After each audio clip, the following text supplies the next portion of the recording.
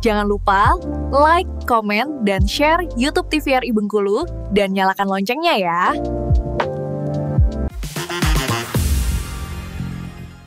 Balik lagi di Opini Obrolan Pas di sini. Nah, pemirsa masih bersama dengan Mbak Anita di sini, dengan Mem Anita. Mem Anita atau Mem Nita? Mem Nita ada sih, Mem Anita juga. Karena namanya cuma singkat Anita aja kan. Anita. Jadi bisa dua sebenarnya, iya. Mem Ani, Mem Nita. Mem Nita sih biasanya. Mem Nita ya, nggak ada yang Ani ya. Nggak ada yang Ani. Oke deh. Nah, ini Mbak, ini ketika mengajarkan, membahas tentang moderasi, ini kita nggak bahas di dalam kelas doang ya, tapi juga mungkin ada discuss di luar lokasi pendidikan itu. Bagaimana sih antusias nih para mahasiswa atau para anak-anak Gen Z ya sekarang itu bagaimana yang pernah Mbak temuin gitu loh? Sejauh ini sih yang saya lihat juga dan kayak track recordnya di sosial media juga ya, kayaknya anak-anak itu bahagia-bahagia aja sih melihat perbedaan ya, tidak se ekstrim yang media beritakan juga. Saya nggak tahu juga ya, kadang-kadang kan di media diberitakan bahwa anak-anak juga misalnya terlalu rasisnya cukup tinggi, rasis gitu dan ya, sebagainya. ya, tapi mungkin memang beberapa oknum masih suka membuli, misalnya membuli karena perbedaan suku atau perbedaan apalah ya, kita nggak tahu kasta yang mereka buat sendiri kadang kan di komunitasnya. Tapi sejauh ini insya Allah masih kondusif ya. Saya sih positive thinking ya, bahwasanya sebenarnya anak-anak Indonesia sudah terbuka dan sudah kondusif ya dalam menjalankan moderasi beragama itu. Dan saya harap kedepannya masa lebih baik lagi sih ya.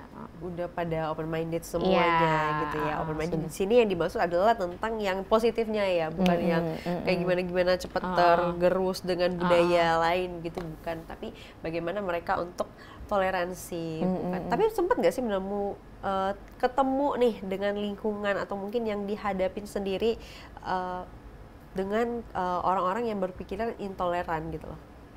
Ada sih ya, mungkin karena mereka tuh nggak toleran karena nggak kenal kan ya, kayak mungkin karena ya minim dialog, kemudian juga ya karena nggak pernah ngobrol gitu kan, bener. Jadi akhirnya ya berprasangka ya kayak ini nggak mau lah karena beda gitu kan misalnya. Kan pembulian, kemudian juga sikap intoleran itu kan berangkat dari kita merasa kita paling benar, kan? Karena kita tidak pernah ngobrol dengan orang yang berbeda sama kita, tidak ada dialog, tidak ada diskusi tadi kan. Jadinya kita hanya bergabung sama orang yang sepaham aja sama kita tidak mencoba membuka diri gitu. Akhirnya terkukung lah pemikirannya gitu ya. Jadi kayak gitu. Tapi kalau kita mencoba berdialog, akhirnya kan kita memahami kenapa dia berbeda, kenapa dia berpandangan seperti itu. Ternyata ada nilai agama yang dianut misalnya, atau ternyata nilai-nilai di sukunya yang dia anut sehingga dia tidak mau melakukan itu misalnya. Kenapa dia tidak makan babi, saya makan babi misalnya, kayak gitu kan. Kan kenapa dia minum, saya enggak, kayak gitu kan kita jadi tidak merasa benar sendiri karena kita ternyata dia ada referensinya loh, dia ada preferensi masing-masing loh, kayak gitu. Gitu ya. Nah, Mbak juga bisa ngobrol seperti ini karena udah berdasarkan pengalaman pribadi juga waktu itu ya. Mungkin waktu itu ketika Mbak sendiri yang menghadapi masa-masa itu, memang mungkin Mbak bawanya lebih enjoy kali ya. Tapi sempat nggak sih kayak pusing juga ketika waktu itu? Yang mana dari teman-teman kuliah ketika lanjut S2? Oh enggak pusing sih. Sempet gak sih kayak teman-teman kayak udahlah Anita, udah deh gitu loh. Kayak skip deh Anita gitu. Karena mungkin lingkungannya akademis ya. Tapi kalau kita mungkin nggak sedang studi, misalnya langsung ujuk-ujuk datang ke yang mungkin mungkin kita akan mengalami hal-hal yang culture shock ya. Shock kita kenapa kayak kita beda sendiri kan. Tapi mungkin karena lingkungannya akademis dan orang-orangnya sudah ya biasanya kan orang yang mau lanjut studi dia akan lebih terbuka juga kan. Ya akhirnya saya tidak terlalu menemukan yang terlalu aneh-aneh sih enggak. Nah ini kan juga salah satu gaungan dari kementerian ya. Bagaimana ini harus diaplikasikan kepada ruang belajar begitu. Nah suka dukanya apa nih? Terkait dengan persiapan untuk tentang membahas moderasi itu digaungkan terus di kelas, itu suka dukanya mungkin mengenai persiapannya ada nggak sih Mbak untuk mengajar, untuk diskus bersama dengan para mahasiswa ini? Suka duka ketika mengajari moderasi gitu ya maksudnya? Untuk harus mengaplikasikan kan ini? Harus suka dukanya. suka duka. Kadang mungkin ini ya, bertabrakan sama nilai-nilai yang lain kali ya. Misalnya ada oknum yang merasa bahwa ya enggak, kita harus menanamkan bahwa agama kita yang paling benar gitu, misalnya kayak gitu kan. Oke. Kan ada misal oknum yang seperti itu kan. Ada rekan kerja kita yang mungkin berpikiran seperti itu kan jadi kayak sulit juga. Iya, kadang tuh seperti misalnya itu dari pejabat misalnya kan yang enggak atasan kita misalnya yang enggak, yang susah juga kadang kita terapkan.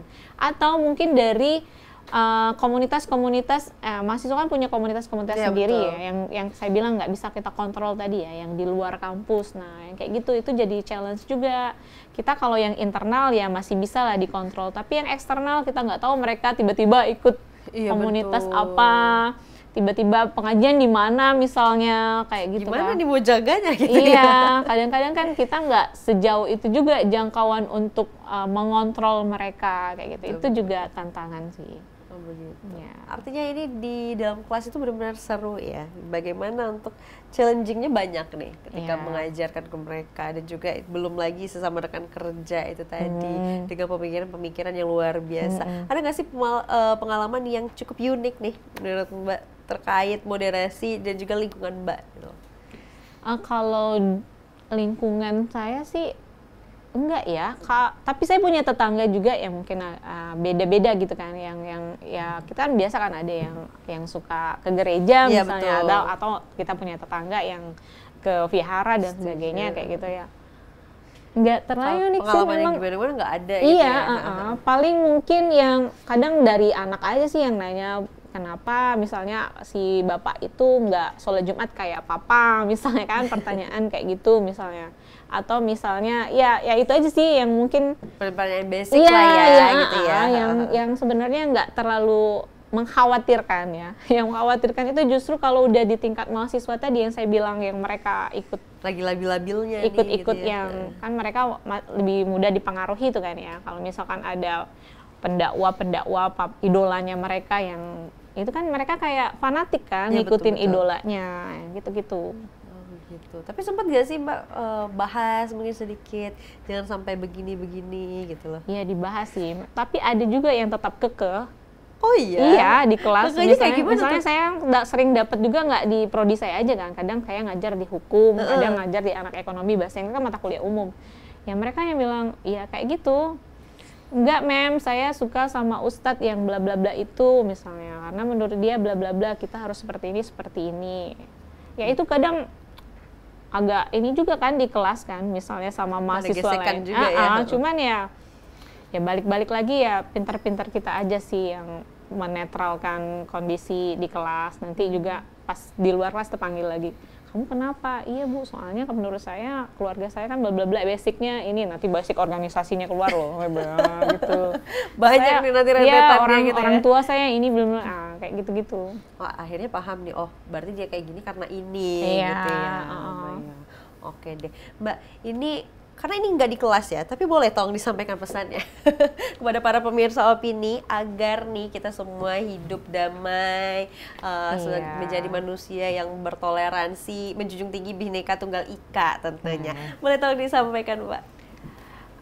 Untuk semuanya ya, terlepas itu anak muda, orang tua maupun adik-adik yang ada di luar sana, karena sini kan topiknya bahasa menjembatani moderasi. Saya harap dengan bahasa yang baik kita bisa berdialog ya dengan orang-orang yang berbeda pandangan dengan kita, sehingga kita bisa memahami kenapa dia berbeda, kita bisa meminimalisir prasangka buruk ya, dan akhirnya dengan bahasa yang baik itu bisa menjembatani agar kita bisa menjadi lebih harmoni antara satu dengan yang lain, walaupun ya ada banyak sekali perbedaan dan keberagaman yang ada di sekitar kita, entah itu perbedaan suku, agama, pandangan, nilai-nilai dan falsafah hidup semuanya. Yang penting ya Bhinneka Tunggal Ika ya, kita masih di satu falsafah negara yang sama, yaitu Pancasila, dan kita harus menjadikan semua perbedaan itu adalah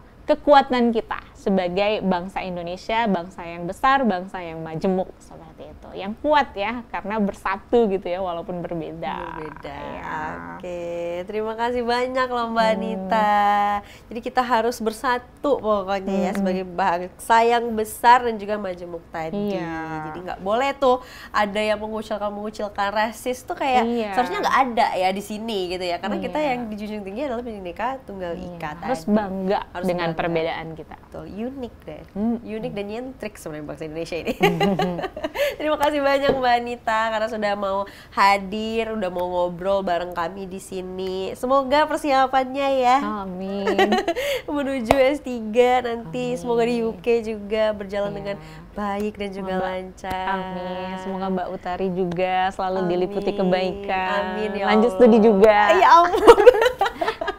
Amin.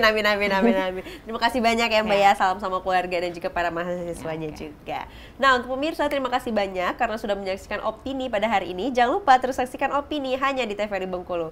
Aku Terno Fadini mewakili seluruh kerabat kerja yang bertugas pamit undur diri. Sekian dan terima kasih. Wassalamualaikum warahmatullahi wabarakatuh dan sampai jumpa.